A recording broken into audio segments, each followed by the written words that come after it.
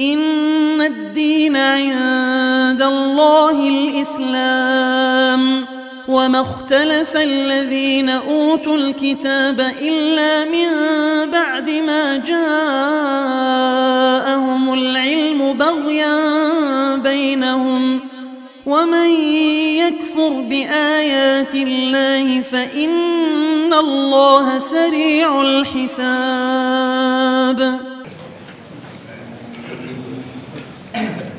Assalamualaikum warahmatullahi wabarakatuh.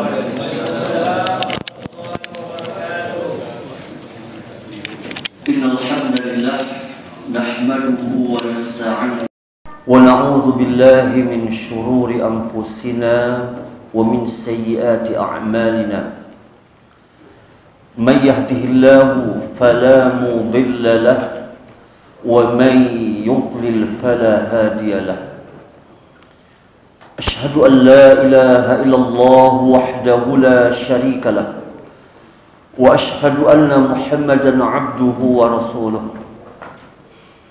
يا أيها الذين آمنوا اتقوا الله حق تقاته ولا تموتن إلا وأنتم مسلمون. يا أيها الناس اتقوا ربكم الذي خلقكم من نفس واحدة وخلق منها زوجها وبث منهما رجالا كثيرا ونساء واتقوا الله الذي تساءلون به والأرحام إن الله كان عليكم رقيبا. يا أيها الذين آمنوا اتقوا الله وقولوا قولا سديدا يصلح لكم أعمالكم ويغفر لكم ذنوبكم ومن يطع الله ورسوله فقد فاز فوزا عظيما. أما بعد فإن أصدق الحديث كتاب الله وأحسن الهدى هدى محمد صلى الله عليه وسلم وشر الأمور محدثاتها فإن كل محدثة بدعة wa kulla bid'atin dhalalah wa kulla dhalalatin finnar. Ma'asyiral muslimin, para ikhwah yang semoga senantiasa dirahmati dan dimuliakan oleh Allah tabaraka wa taala. Barakallahu fikum wa yahdikumullahu jami'an. Pada pembahasan sebelumnya kita telah membahas yakni rukun dari la ilaha illallah, di mana rukun adalah sesuatu yang tegak di atasnya sebuah perkara, di mana apabila dia tidak ada satu saja maka robohlah seluruh bangunan dari perkara tersebut, dan tidak bisa dia digantikan kecuali dengan mendatangkan rukun itu. Adapun syarat, pengertiannya adalah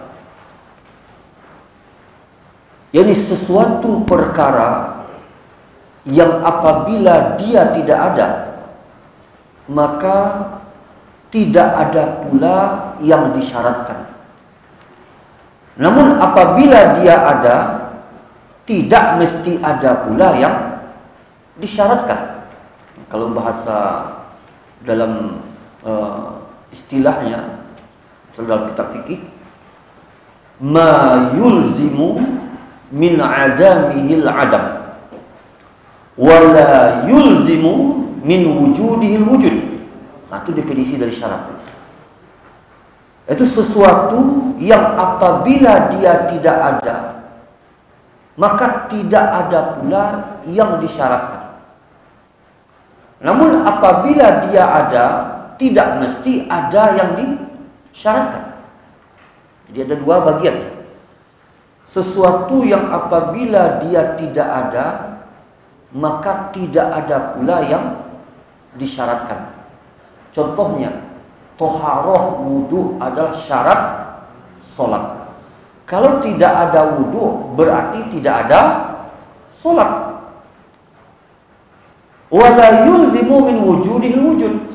Namun tidak mesti ada pula yang disyaratkan jika dia ada. Jika ada wudhu tidak berarti mesti ada solat. Boleh jadi dia berwudhu untuk baca Quran, boleh jadi dia berwudhu untuk zikir, tidak mesti untuk solat. Paham maksudnya? Dengan contoh menjadi jelaslah sesuatu.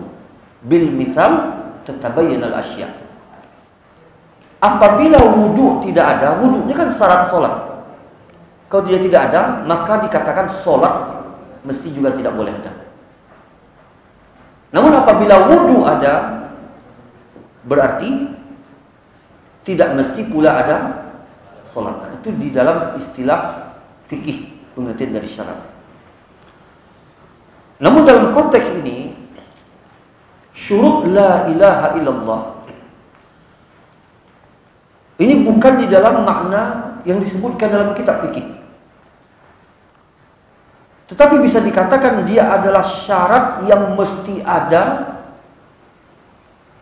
yang apabila satu saja hilang, maka tidak sah ucapan la ilaha illallah yang diucapkan oleh seseorang. Dan para salafus soleh, qad asyara salafuna salih qadiman ila ahammiyati syurut la ilaha illallah.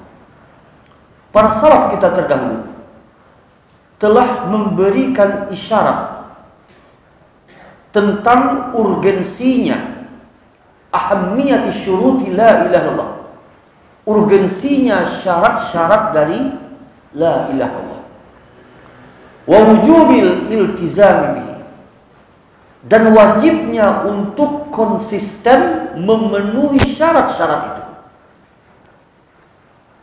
Jadi para ulama dahulu, para salafus soleh sangat paham tentang perkara ini. Dan dalam pandangan mereka, dalam ilmu yang ada di sisi mereka, kalimat la ilaha illallah bukanlah sekedar kalimat tanpa makna, tanpa persyaratan, tanpa konsekuensi. Tapi dia adalah kalimat yang memiliki makna, memiliki konsekuensi yang harus dilaksanakan, memiliki persyaratan-persyaratan yang harus dipenuhi. Jika tanpa itu semua, maka tidak berfaedah ucapan la ilaha illallah. Di antaranya, kita nukil apa yang datang riwayat dari Imam Hasan Al-Basri rahimahullah, tabi'in. Dikatakan kepada Imam Hasan Al-Basri,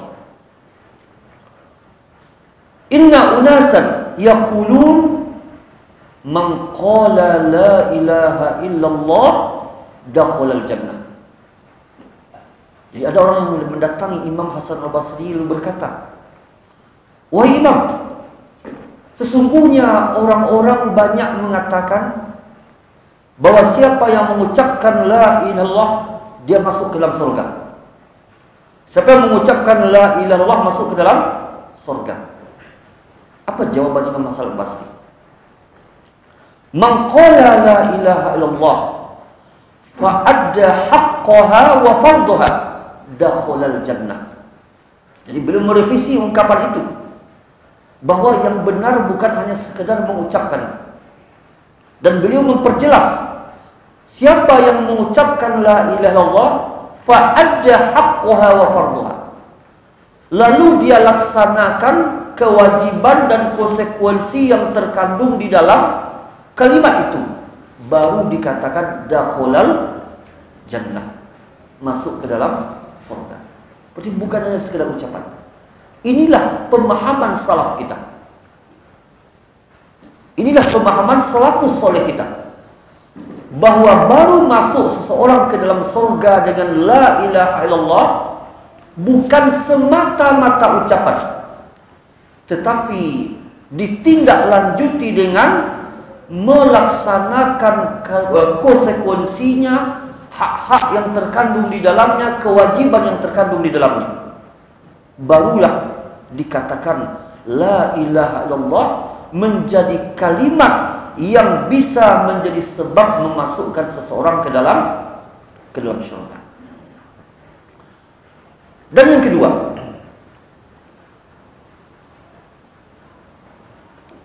teman dari Imam Hasan Al-Basri, termasuk salafus soleh kita, yang bernama Farazdaq. Farazdaq rahimahullah, meninggallah istri beliau. Dan dia pun menguburkan istrinya. Maka berkata Imam Hasan Al-Basri kepada Farazdaq ketika dia menguburkan istrinya. Apa pertanyaannya?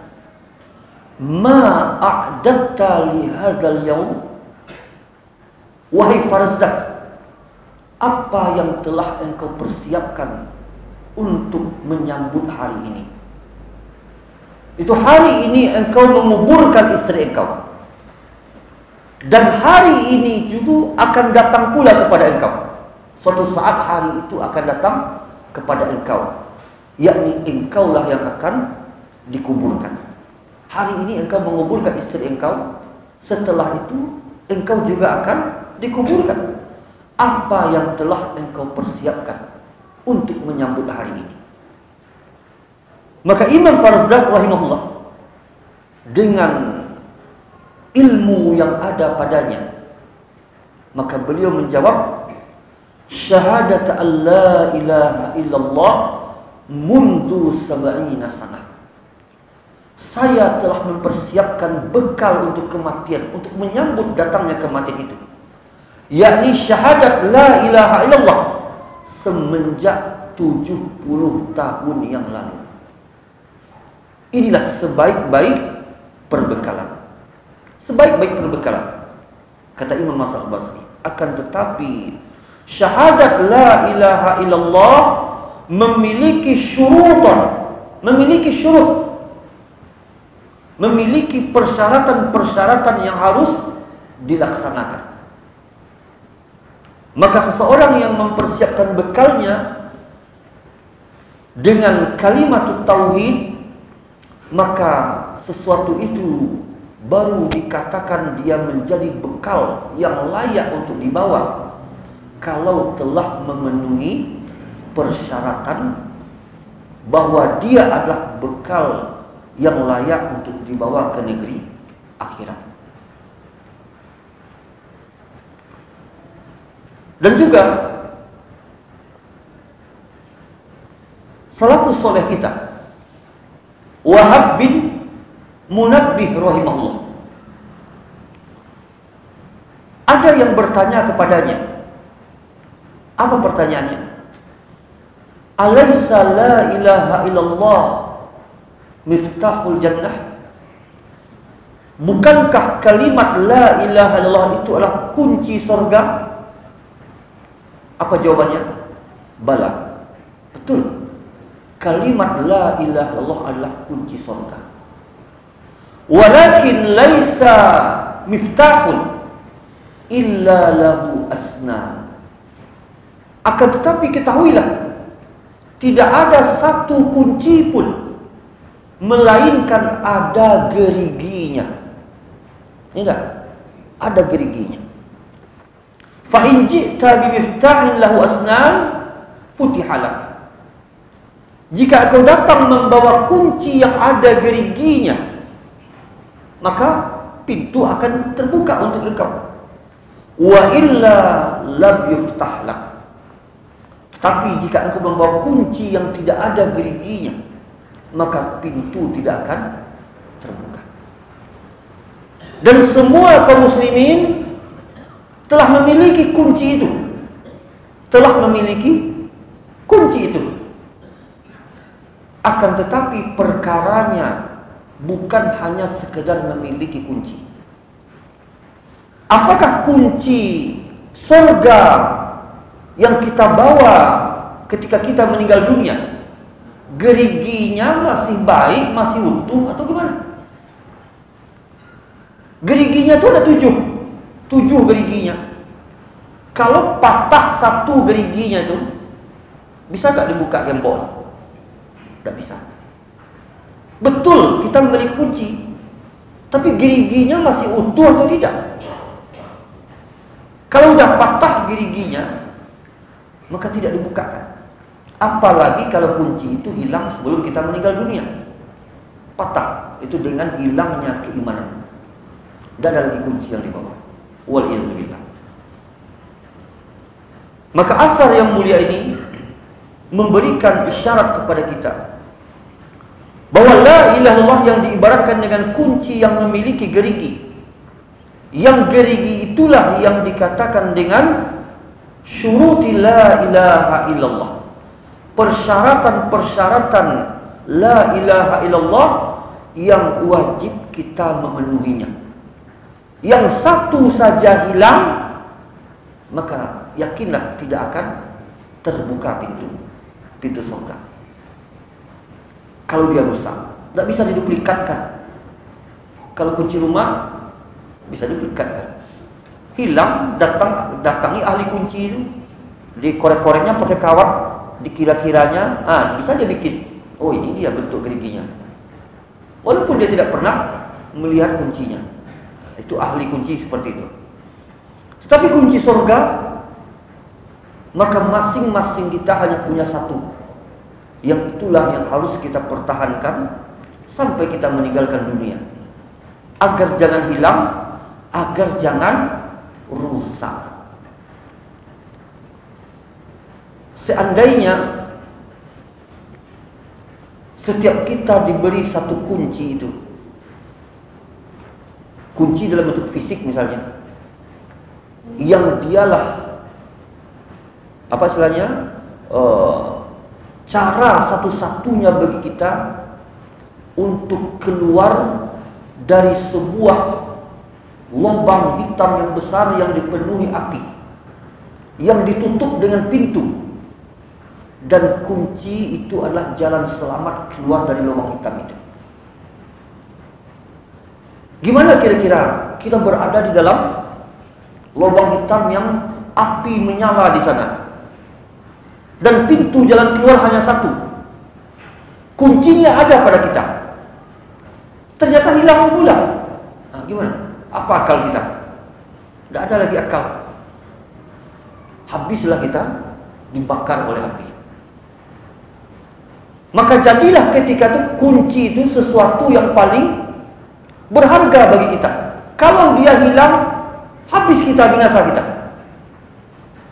Sebagaimana seseorang yang tenggelam di lautan, satu-satu itulah pelampungnya yang dia miliki, hilang pula. Gimana tuh?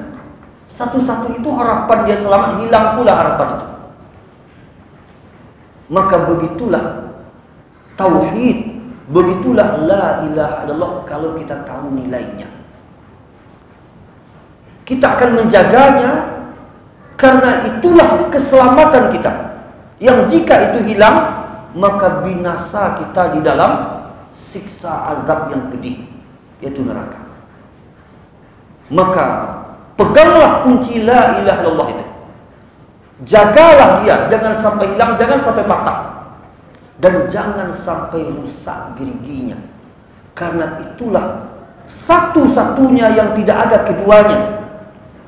Kunci yang bisa membuka pintu gerbang, mengeluarkan kita dari azab tadi dan menuju taman kenikmatan, yakni surganya Allah tabaraka wa ta'ala. Ma'asyiral muslimin, para ikhwah yang semoga senantiasa dirahmati dan dimuliakan oleh Allah tabaraka wa ta'ala. Syurutu syahadati an la ilaha illallah allati la tanfa'u qailaha illa bijtima'iha fihi sab'an.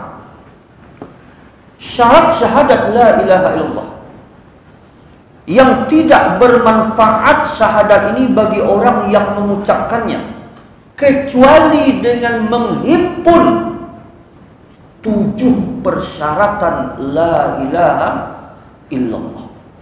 Maka hendaklah satu persatu persyaratan ini kita hafal dengan dalil-dalilnya. Syarat yang pertama adalah al-ilmu bimaknaha nafyan wa isbatan al-munafi lil jahli. kita berilmu dengan makna la ilaha illallah, yakni maknanya itu yang dua sisi yang kita jelaskan dalam pembahasan makna la ilaha illallah, yakni dari sisi penafian sekaligus isbat. Hendaklah kita berilmu dengan apa yang dinafikan dan apa yang diisbatkan. Yang dinafikan adalah hak ibadah dari selain Allah. Yang dinafikan adalah sesembahan selain daripada Allah. Dan yang diisbatkan adalah menetapkan bahwa hak ibadah itu hanya ada pada Allah Ta'ala semata. Dan ilmu yang dimaksud, yang dengannya ternafikan kejahilan kita terhadap la ilaha illallah. Apa dalilnya? Kita harus berilmu. Karena kalau tidak berilmu tentang la ilaha illallah, maka jadilah ucapan itu tidak berfaedah bagi orang yang mengucapkannya. Dalam surat Muhammad 19, Allah Ta'ala memulai ayat ini, fa'lam annahu la ilaha illallah. Ketahuilah, ilmuilah. Nah, tapi orang yang tidak paham, ayat ini dijadikannya muqaddimah untuk zikir. Fa'lam annahu la ilaha illallah. Muqaddimahnya la ilaha illallah. Disangkanya ayat ini muqaddimah. Padahal itu fa'lam, ilmuilah, pelajarilah, ketahuilah. Dan itu perintah. Perintah menunjukkan hukumnya wajib. Dan sewajib-wajib yang wajib ini dia. Sewajib-wajib yang wajib ini dia. Yakni mempelajari, mengilmui makna la ilaha illallah.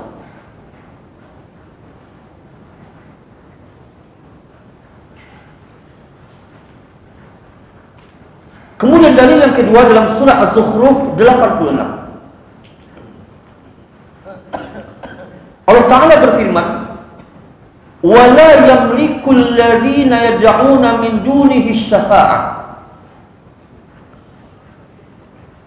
Dan orang-orang yang mereka sembah selain daripada Allah, yang mereka seru dahulu di dunia selain daripada Allah, dari roh orang-orang soleh, malaikat yang mereka seru, maka tidak memiliki hak syafaat sedikit pun. Tidak memiliki hak untuk memberikan syafaat sedikit pun di hari kiamat.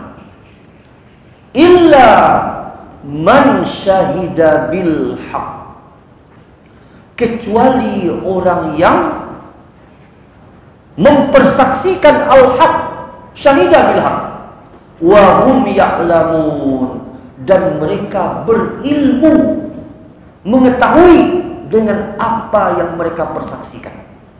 Dan disebutkan dalam tafsir ayat ini, bisa dilihat tafsir Mukatsir ataupun yang lainnya, bahwa al-haq yang dimaksud di sini adalah la ilaha illallah. Dan lihat, syahidah mempersaksikan diikuti dengan wahum ya'lamun, dan mereka mengetahui, mengilmui apa yang mereka persaksikan itu, yakni la ilaha illallah.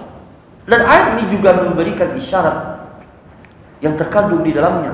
Syafaat itu hanya bagi siapa?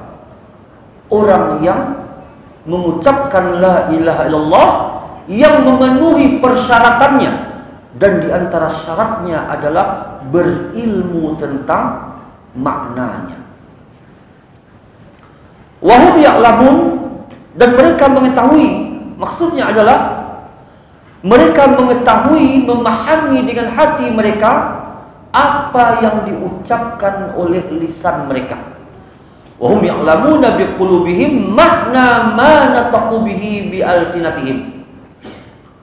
hati mereka memahami, mengetahui makna dari la ilaha illallah yang mereka ucapkan dengan lisan mereka. Itu makna wahum ya'lamun. Apa makna la ilaha illallah yang dimaksud? Tidak ada yang hak, sesembahan yang hak, yang berhak untuk diibadati, melainkan hanya Allah Ta'ala semata. Dan dalam riwayat yang dikeluarkan oleh Imam Muslim dari Utsman bin Affan radhiyallahu anhu, Nabi SAW bersabda, hadis ini dimulai dengan kata syarat. Dimulai dengan kata syarat. Jadi dalam bahasa Arab kita mengenal ada namanya kata syarat, ada jawab syarat. Tidak akan ada jawab syarat kalau tidak dipenuhi apa yang disebutkan di dalam persyaratan. Dan dimulai dengan kata syarat man, barang siapa,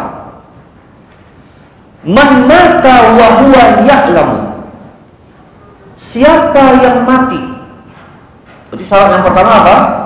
Mati dulu. Itu syaratnya. Syarat yang kedua, mati dalam bagaimana? Nah, ini kalimat berikutnya nih, hal, keadaan orang yang mati itu.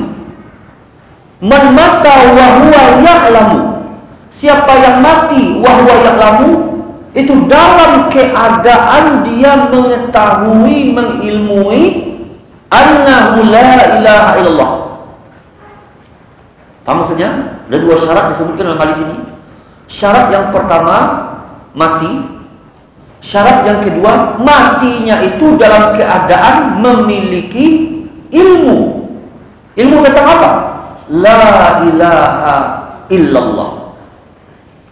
Maka siapa yang mati dalam keadaan mengilmui la ilaha illallah ini, tentu saja dia dengan meyakini kandungannya, melaksanakan konsekuensinya, dakhalal jannah, masuklah dia ke dalam surga. Ini dia jawab syarat.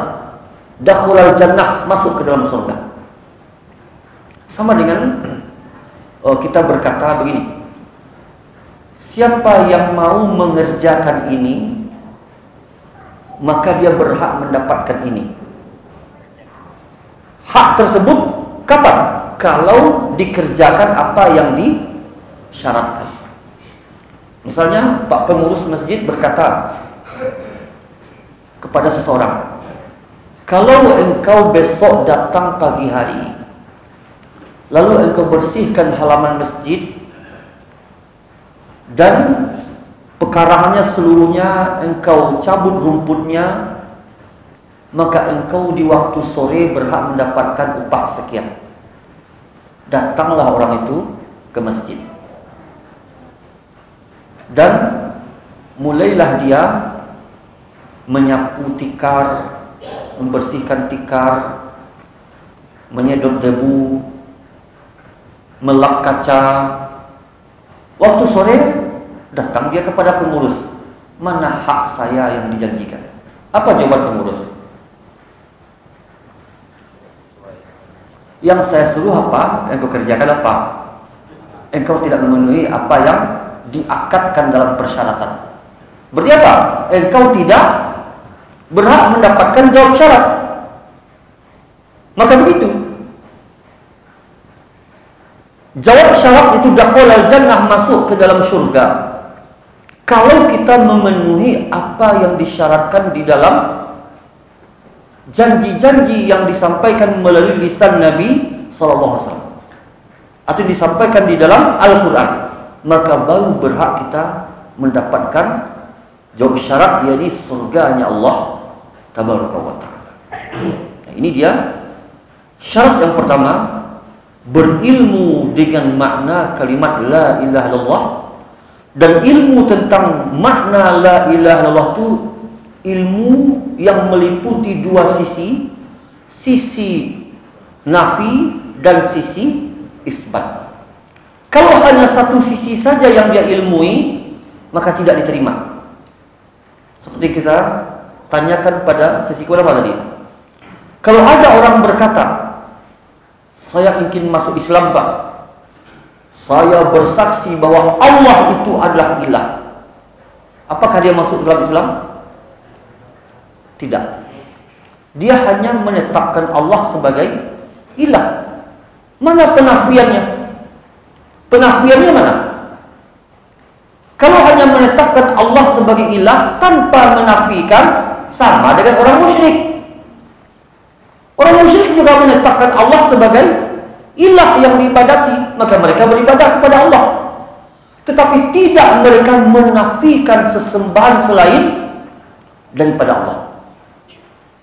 Jadi ungkapan Allah itu adalah ilah, saya bersaksi Allah itu adalah ilah, maka ini belum cukup dan belum memasukkan seseorang ke dalam Islam, karena dia hanya menetapkan Allah sebagai ilah, tapi tidak dia mengingkari sesembahan selain daripada Allah. Baru dia masuk ke dalam Islam kalau dia memadukan dua ini.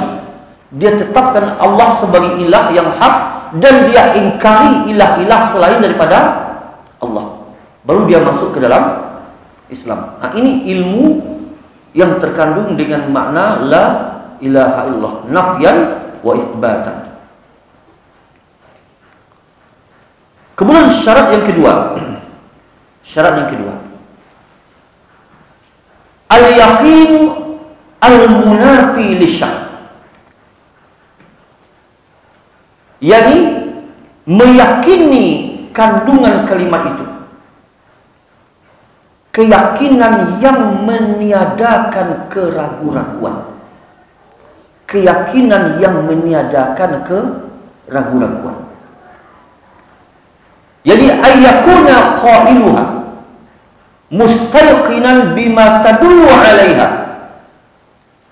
Hendaklah orang yang mengucapkan la ilaha illallah adalah orang yang yakin dengan kandungan yang ditunjuk oleh kalimat la ilaha illallah itu, atau yang terkandung di dalamnya. Adapun jika dia mengucapkan dan dia ragu, maka tidak bermanfaat ucapan itu. Karena ingat, fikih dengan akidah itu beda. Ragu-ragu dalam fikih, apa prinsip untuk menyikapi keraguan-raguan di dalam wilayah fikih ibadah? Misalnya, saya ragu wudhu saya udah batal atau belum ya? Ragu nih, hukumnya gimana? Batal atau belum? Kalau asalnya dia telah berwudhu lalu muncul keraguan, maka dihukumi dia pada asalnya. Asalnya wudhunya tetap sah, ada dan tidak batal. Tidak batal hanya semata-mata ragu. Oh, saya sedang sholat, serasa ada yang keluar, tapi saya tidak yakin rasanya. Nah, gimana? Kita batalkan sholat? Tidak, karena belum yakin.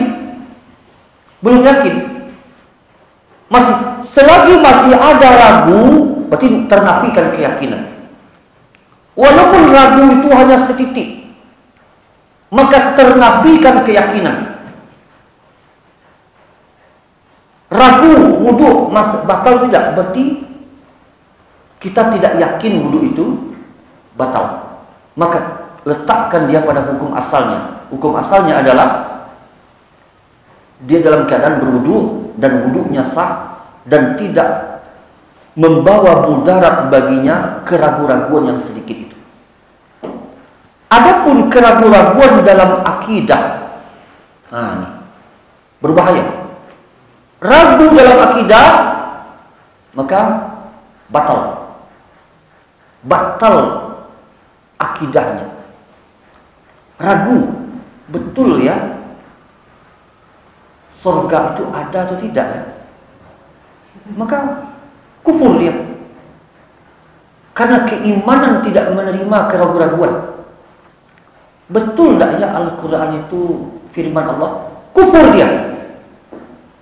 Tidak bisa dia beralasan, oh saya kan tidak mengingkari, saya cuma ragu. Iya, kufur engkau, walaupun hanya sekedar ragu. Keimanan tidak menerima keraguan-raguan. Betul enggak ya Nabi Muhammad itu Nabi akhir zaman? Jangan-jangan masih ada Nabi terakhir?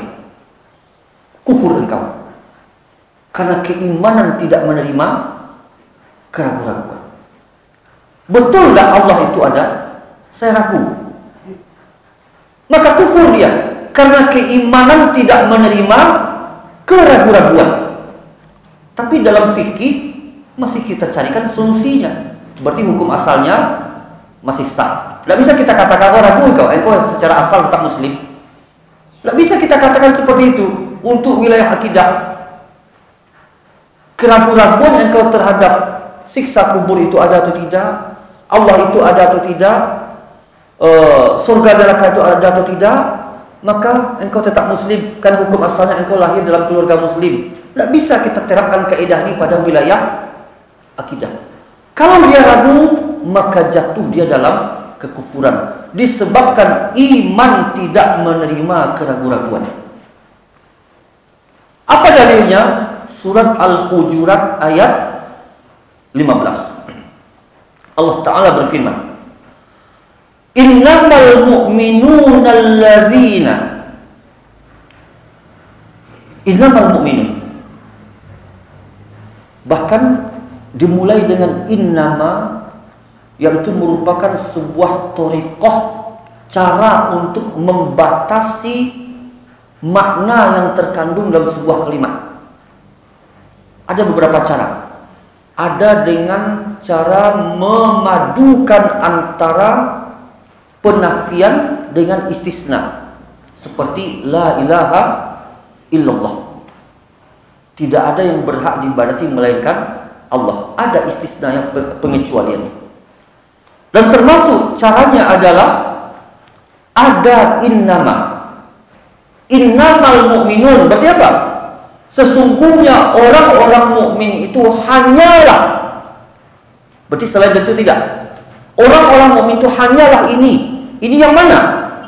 Alladzina amanu billahi wa rasuli tsumma lam yartabu. Sesungguhnya orang-orang yang beriman itu hanyalah ini. Ini itu yang mana?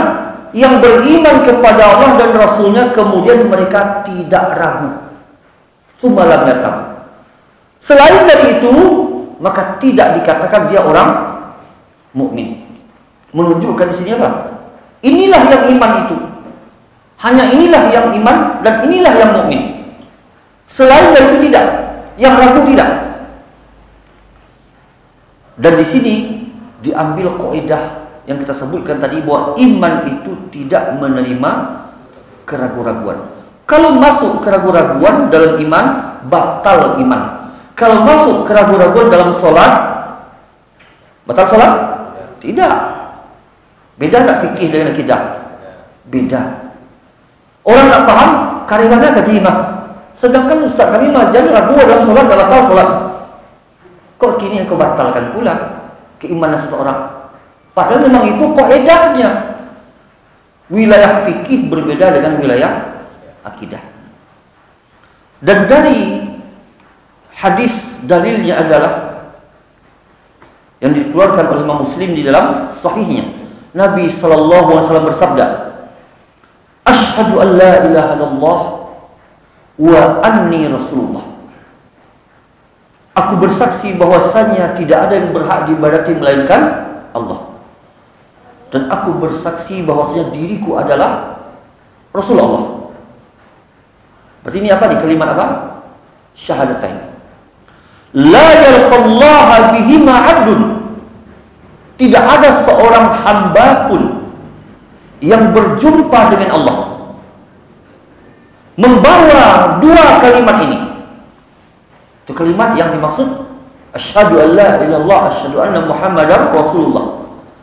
Tidaklah seorang hamba berjumpa dengan Allah membawa dua kalimat ini ghairu syakkin fihima, tidak ragu sedikit pun itu terhadap dua kalimat ini.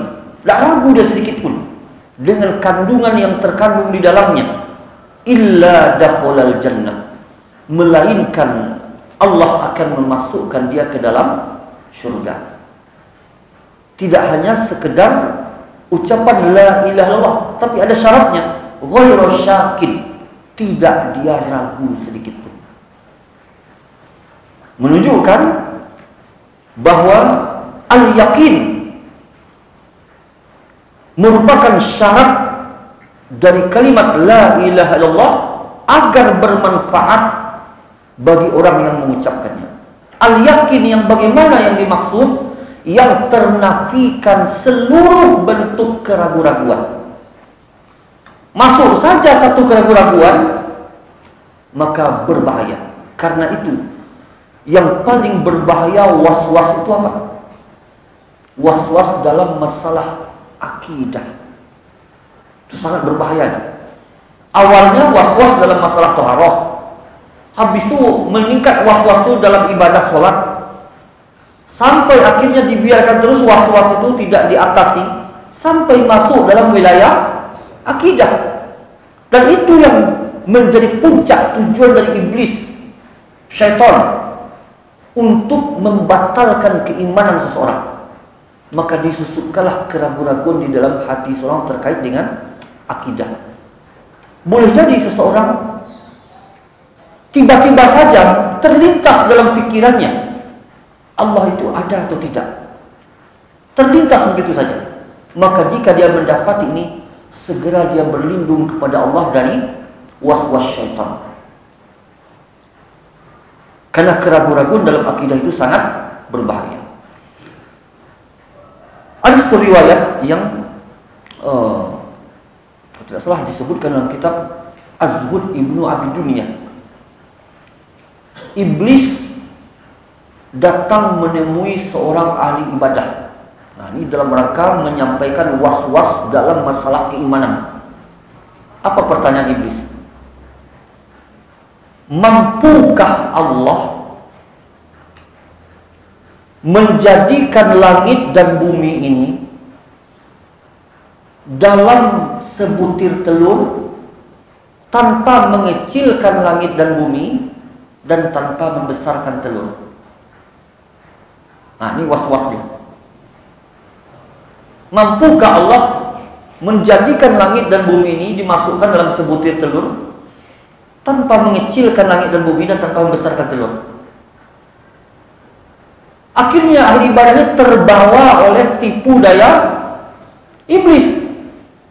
Dipakai akalnya. Oh, itu tidak mampu Allah. Maka telah kafir dia. Karena dia mengatakan Allah tidak mampu, tidak kuasa.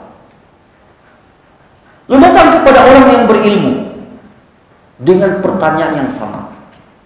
Maka orang berilmu menjawab dengan ilmunya. Apa jawabannya? Innama amruhu idza arada syai'an ay yaqula lahu kun fayakun. Lah selesai. Lari iblis. Karena kadang-kadang kita dibawa kepada hal-hal yang kontradiksi yang akal kita tidak bisa menerima. Maka caranya bagaimana? Kembalikan kepada dalil dan pergunakan akal. Tidak usah pikirkan. Makanya para penolak sifat-sifat Allah itu akalnya yang membuat dia mengingkari sifat-sifat Allah. Akalnya lah yang membuat dia mengatakan Allah tidak istiwa di arsy. Karena dia mempergunakan akalnya. Apakah sulit baginya cukup mengimani? Kalau Allah berkata begitu, titik saya imani, selesai. Mudah sekali. Sesungguhnya Allah apabila berkehendak untuk melakukan sesuatu, udah kun, selesai. Tidak usah dipikirkan bagaimananya. Tidak usah dipikirkan bagaimananya.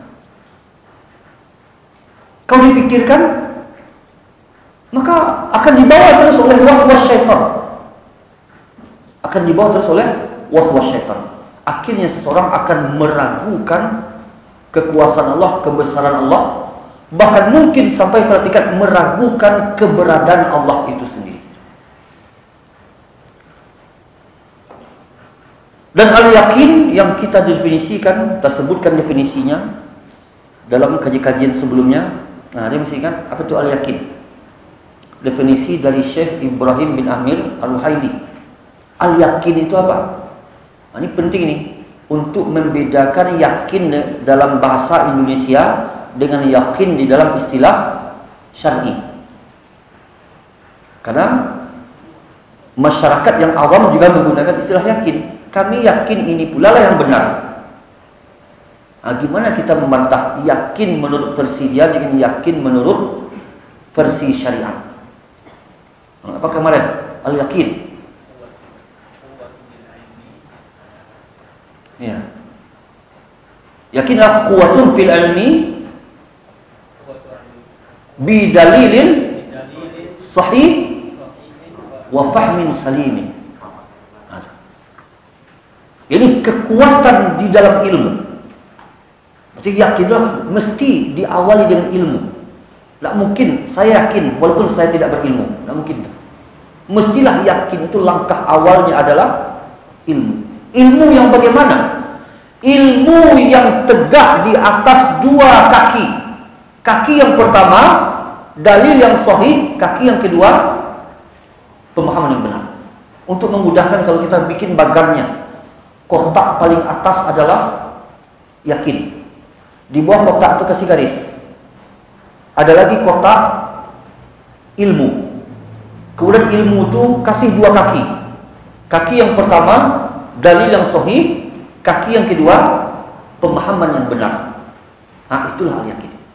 Jadi al-yakin tadi mesti diawali dengan ilmu, tapi ilmu yang bagaimana? Ilmu yang bersumber dari dalil yang sahih dan pemahaman yang benar.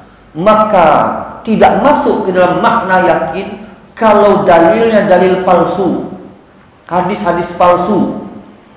Ini tidak masuk dalam kata yakin. Atau hadis yang sahih tapi pemahamannya keliru, ini tidak masuk dalam makna al-yakin. Tapi mesti dalilnya sahih dan pemahamannya benar. Ilmu inilah yang akan mengantarkan kepada derajat al-yaqin.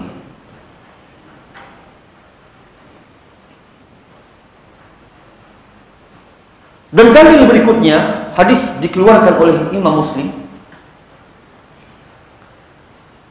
Ini hadis ini ada kisahnya ya. Di mana para sahabat berkumpul bersama Nabi sallallahu alaihi wasallam. Lalu Nabi pergi sebentar. Lama Nabi tidak muncul-muncul. Lalu dicarilah oleh sahabat Abu Hurairah radhiyallahu anhu. Lalu bertemu dengan sebuah kebun yang ada dindingnya. Lalu sahabat Abu Hurairah masuk ke dalam mencari, bertemulah Nabi sallallahu alaihi wasallam. Lalu Nabi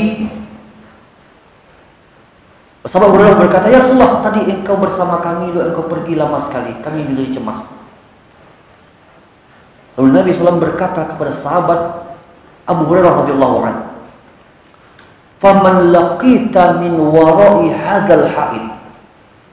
Siapa saja yang engkau jumpai yang berada di balik dinding ini, pagar ini, yashhadu an la ilaha illallah mustayqinan biha qalbuhu, yang dia mengucapkan bersaksi la ilaha illallah dengan penuh keyakinan yang ada dalam hatinya, penuh keyakinan yang ada dalam hatinya, maka fabashshirhu bil jannah, kabarkan, berikan kabar gembira untuknya bahwa surga untuknya. Maka orang yang pertama dijumpai oleh sahabat Abu Hurairah di balik pagar itu balik siapa? Sahabat Umar, Abu Bakar, dan sahabat-sahabat yang lain radhiyallahu anhum ajma'in. Namun hadis ini menunjukkan inilah syarat la ilaha illallah yang harus dipenuhi. Bukan hanya berlaku bagi sahabat yang dijumpai itu saja, tapi untuk setiap umat Nabi SAW, walaupun tingkat al-yakin itu berbeda, tingkat keimanan berbeda. Namun apabila al-yakin itu ada yang tidak masuk padanya keraguan-raguan, dan dia ucapkan kalimat la ilaha illallah dengan penuh keyakinan itu, maka dia layak untuk diberi kabar gembira bahwa insya Allah dia termasuk ke dalam golongan penghuni surga. Baik, masuk pada syarat yang ketiga. Syarat yang ketiga setelah al-yakin, yaitu al-inqiyadu laha zahiran wa batinan al-munafi lit-tarki. yakni tunduk pasrah terhadap kandungan kalimat ini, zahir dan batin, yang menafikan lawan dari inqiyad, yaitu atark, meninggalkan konsekuensi kalimat ini. Al-inqiyad maknanya adalah al-istislam, tunduk, patuh, pasrah. Dan Allah Ta'ala berfirman dalam surat Luqman 22, "Wa may yuslimu wajhahu ilallah." Siapa yang memasrahkan dirinya kepada Allah. Yang dimaksud memasrahkan diri kepada Allah, yakni tunduk qalbunya, hatinya kepada kandungan la ilaha illallah. Wa huwa muhsin, dan dia adalah seorang muhsin yang ittiba, mengikuti apa yang Allah syariatkan melalui petunjuk Nabi sallallahu alaihi wasallam. Faqad istamsaka bil urwatil wusqa, maka sungguh dia telah berpegang dengan buhul yang teguh yang tidak akan putus. Dan tunduk kepada perintah Allah, inqiyad, tentu dengan melaksanakan perintah itu sesuai dengan ketentuan syariat. Jadi al-inqiyad, ketundukan di sini, yang dia merupakan konsekuensi dari la ilaha illallah, maka bukti ketundukannya adalah melaksanakan perintah Allah. Melaksanakan perintah. Apakah cukup melaksanakan perintah saja? Tidak. Ada yang kedua, sesuai cara pelaksanaan itu dengan ketentuan syariat. Cukupkah sekedar melakukan sholat saja? Tidak. Harus ada yang kedua, sesuai melakukan sholat itu dengan cara sholatnya Nabi Sallallahu Alaihi Wasallam. Nah, ini namanya al-inqiyad, yang ditunduk kepada kandungan kalimat la ilaha illallah, yang dibuktikan dengan melaksanakan apa yang Allah perintahkan, memurnikan ketaatan hanya untuk Allah Tabaraka wa Ta'ala.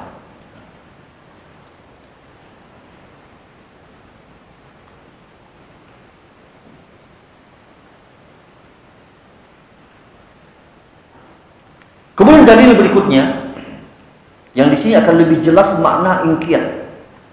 Walaupun dalil yang disebutkan dalam hadis ini adalah hadis yang berselisih para ulama, sebagian menghasankan ataupun mensahihkan hadis ini, sebagian lagi mendoifkan hadis ini.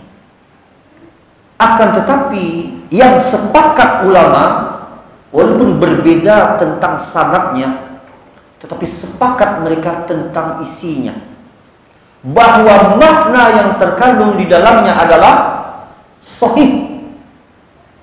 Maka tidak mengapa berdalil dengan hadis yang dhaif kalau maknanya sahih. Kenapa dikatakan maknanya sahih? Karena ada dalil-dalil yang lain, Al-Quran dan Sunnah yang lain, yang menunjukkan kebenaran makna yang terkandung di dalamnya. Apa hadis itu? Nabi SAW bersabda, "La yu'minu ahadukum hatta yakuna hawahu taba'an lima ji'tu bihi." Tidak beriman atau tidak sempurna keimanan salah seorang di antara kalian sampai hawa nafsunya tunduk, sampai hawa nafsunya tunduk mengikut kepada ajaran yang aku bawa. Sampai hawa nafsunya tunduk mengikut kepada ajaran yang dibawa oleh Nabi Sallallahu Alaihi Wasallam.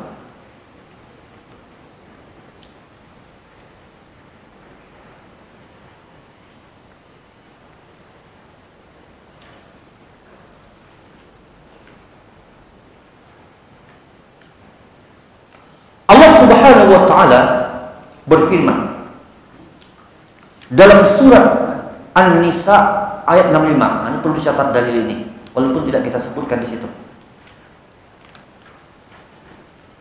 Ayat 65. Allah Ta'ala berfirman, "Fala wa rabbika." Allah di sini bersumpah. Biasanya Allah bersumpah dengan makhluknya, demi waktu duha, demi matahari, demi bulan. Tapi di sini Allah bersumpah dengan dirinya yang agung. Fala wa rabbika, demi Rabb engkau. Menunjukkan apa? Ini perkara yang betul-betul luar biasa. Kalau Allah bersumpah bukan lagi dengan makhluk, tetapi dengan dirinya yang agung. Fala wa rabbika, demi Rabb engkau. Lalu setelah bersumpah, Allah menafikan keimanan dari setiap hambanya. La yu'minun, mereka tidak beriman. Lihat, Allah menafikan keimanan. Mereka tidak beriman demi Rabb engkau. Seolah-olah Allah mengatakan demi zatnya yang agung, mereka tidak beriman. Hatta yuhakkimuka fima syajara bainahum thumma la yajidu fi anfusihim harajan mimma qadaita wa yusallimu taslima. Mereka tidak beriman sampai mereka menjadikan engkau, hai Muhammad, sebagai hakim. Jadi keputusan engkau mereka terima sebagai perkara yang menjadi hakim, memutuskan apa yang terjadi di antara mereka dari perselisihan-perselisihan. Dan tidak hanya itu, akan tetapi la yajidu fi anfusihim harajan mimma qadaita wa yusallimu taslima. Mereka tidak mendapati dalam hati mereka keberatan sedikit pun terhadap apa yang telah engkau putuskan, dan mereka menerima sepenuhnya apa yang telah engkau putuskan. Barulah keimanan itu Allah akui pada mereka. Kalau tidak, la yu'minun. Kalau tidak, mereka tidak beriman. Mereka baru dikatakan beriman, kata Allah melalui ayat ini. Baru mereka dikatakan beriman. Yang pertama, mau menjadikan Nabi sebagai rujukan. Kalau tidak mau menjadikan Nabi sebagai rujukan, maka tidak beriman. Dan ini pernah di zaman sahabat Umar bin Khattab radhiyallahu anhu, bukan, di zaman Nabi SAW, ada seorang Ansor yang berselisih dengan seorang Yahudi. Lalu apa kata orang Ansor ini? Dia Ansor, tapi para ulama mengatakan ada pada dirinya kemunafikan. Apa kata orang Ansor ini? Ketika dia berselisih dengan orang Yahudi, orang Yahudi mengatakan, baini wa bainaka Muhammad, antara aku dan engkau ada Muhammad. Yuk kita berhukum kepada Muhammad. Karena orang Yahudi tahu kejujuran Nabi SAW, amanahnya beliau, dan adilnya hukum beliau diakui oleh Yahudi sekalipun walaupun bukan Muslim. Makanya Yahudi ini mengajak, ayo kita pergi kepada Muhammad, biar dia yang memutuskan perkara perselisihan di antara kita. Tapi apa kata orang ini? Baini wa bainaka Ka'ab bin al-Ashraf, antara aku dan engkau ada Ka'ab bin al-Ashraf, seorang dukun Yahudi. Orang Yahudi itu sendiri tidak mau merujuk kepada dukunnya, malah memilih merujuk kepada Nabi. Ini orang tidak mau dia, malah dia memilih, ayo kita kepada Ka'ab bin al-Ashraf saja. Kenapa? Karena dia ingin menang di dalam permasalahan ini. Dan dia tahu Ka'ab bin Al-Ashraf bisa disogok, bisa dimain-mainkan hukumnya. Kalau Nabi tidak bisa, dia menginginkan dia menang, maka tidak setuju dia untuk menjadikan Nabi sebagai rujukan, tak mau dia. Maka dalam riwayat yang lain dilaporkan perkara ini kepada sahabat Umar bin Khattab radhiyallahu anhu. Dan sahabat Umar bertanya kepada orang ini, panggil kedua, betul seperti itu? Betul. Ke dalam sebentar. Lalu keluar, langsung dipenggal orang itu. Langsung dipenggal orang yang mengajak berhukum kepada dukun tukang sihir Yahudi. Begitu para sahabat tegasnya di dalam bersikap terhadap orang-orang yang menyelisihi sunnah Nabi SAW.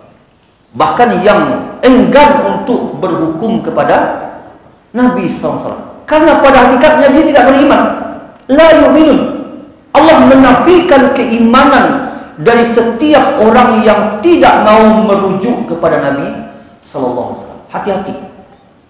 Jangan hanya beralasan mengikut imam madhab kita meninggalkan Nabi SAW sebagai rujukan. Ini bahaya, tidak ada uzur, tidak ada hujah. Saya akan mengikuti imam madhab. Walaupun saya tahu ini hadis, ya saya tinggalkan. Yang penting saya mengikuti imam madhab. Maka ini tidak benar. Kalau ada hadis, maka tetaplah sabda Nabi SAW yang mesti kita dahulukan. Sedikit lagi.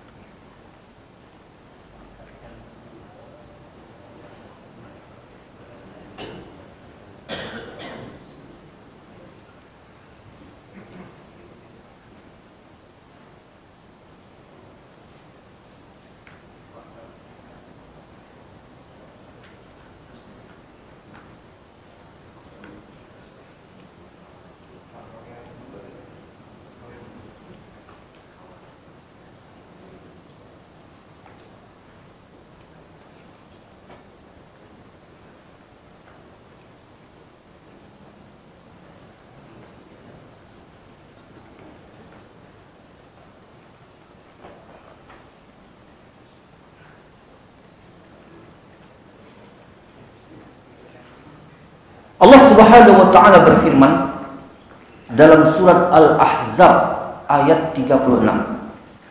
Ini juga dalil yang penting.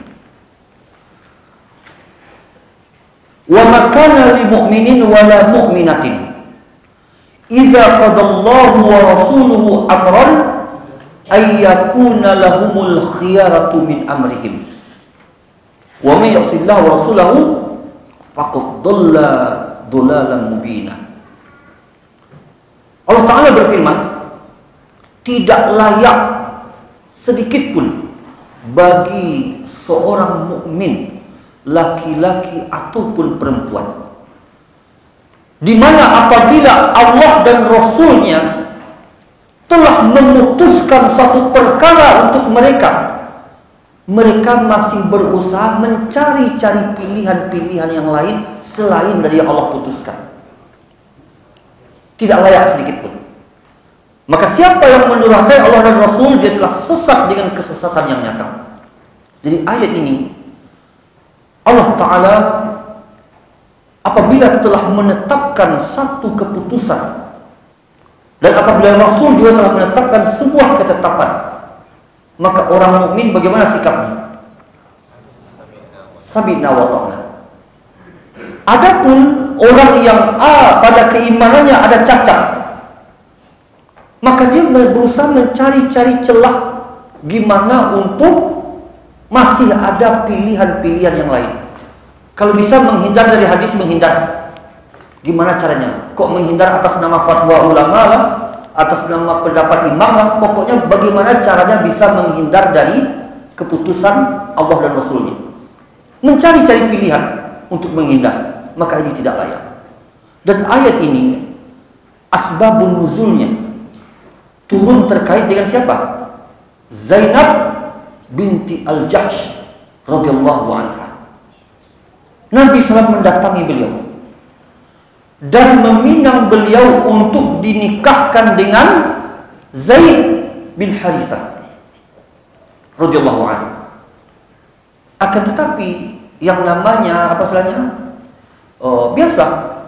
Ada yang cenderung hatinya suka dengan pilihan, ada yang tidak. Maka Zainab binti Al-Jahsh radhiyallahu anha secara mungkin apa? Secara kemanusiaannya lah tidak cenderung hatinya kepada Zaid bin Harithah. Maka beliau menolak pinangan itu. Dan ketika masih berbincang-bincang dengan Nabi SAW, turun ayat ini. Turun ayat ini. Wa ma kana lil mu'mini wa lil mu'minati idza qadallahu wa rasuluhu amran ay yakuna lahumul khiyaratu min amrihim. Tidak layak mukmin laki-laki dan perempuan apabila Allah dan Rasulnya telah memutuskan suatu perkara, mereka masih memiliki pilihan. Ketika ayat ini turun, tahulah Zainab binti Al-Jahsh radhiyallahu anha bahwa Allah telah memutuskan ini untuknya. Allah telah memutuskan dia mesti menerima pinangan Nabi untuk dinikahkan dengan Zaid bin Harithah. Walaupun secara kemanusiaan perasaannya tidak serek, kan itu. Ini merupakan dalil apa? Tidak boleh ada dalam agama manhaj atifah, manhaj perasaan. Kalau dalil telah berbicara, jangan lagi perasaan-perasaan. Ini sudah jelas ayat dan dalilnya masih menggunakan perasaan-perasaan. Maka ditolak ayat. Semuanya punya perasaan. Zainab binti Al-Jahsh radhiyallahu anha memiliki perasaan. Tetapi ketika dia tahu itu keputusan Allah, sami'na wa ata'na, dibuang perasaannya dan didahulukan ketundukan kepada Allah di atas hawanya. Adapun orang yang berjalan di atas hawa, jangan dikira setiap orang yang mencari fatwa ulama dia tujuannya benar. Tidak. Kadang-kala disengaja mencari ulama yang mungkin fatwanya bisa sesuai dengan dia. Padahal ulama itu tingkatannya tidak terlalu tinggi. Tapi adanya ulama yang jelas tinggi tingkatan ilmunya, malah dia tinggalkan. Nah, ini termasuk berdalih dengan fatwa ulama untuk membenarkan hawa nafsu. Adapun yang diajarkan di dalam ayat ini, maka apabila dalil telah jelas, maka kita tunduk kepada dalil. Dan inilah yang dimaksud di dalam hadis yang kita sebutkan tadi.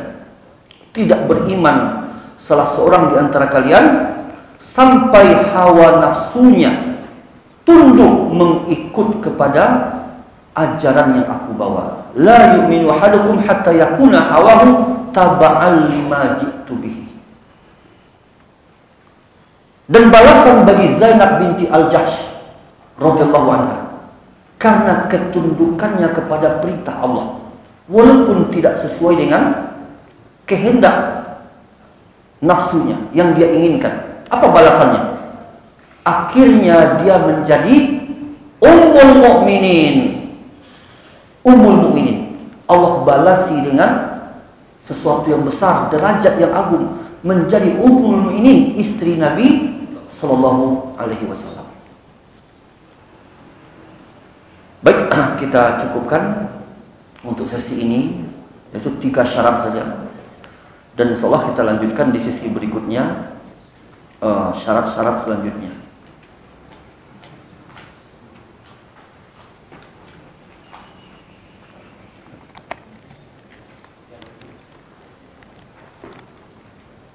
Tidak ada ujian di sini? Tidak ada. Tidak.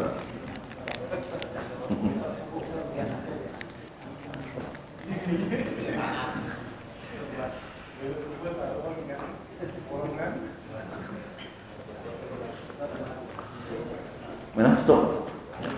Baik, para ikhwah yang semoga senantiasa dirahmati dan dimuliakan oleh Allah Ta'ala, kita tutup pembahasan untuk sesi ini. Wassallallahu ala nabiyina Muhammad wa ala alihi wa sahbihi wasallam. Subhanakallahumma wa bihamdika asyhadu an la ilaha illa anta astaghfiruka wa atubu ilaik. Assalamualaikum warahmatullahi wabarakatuh.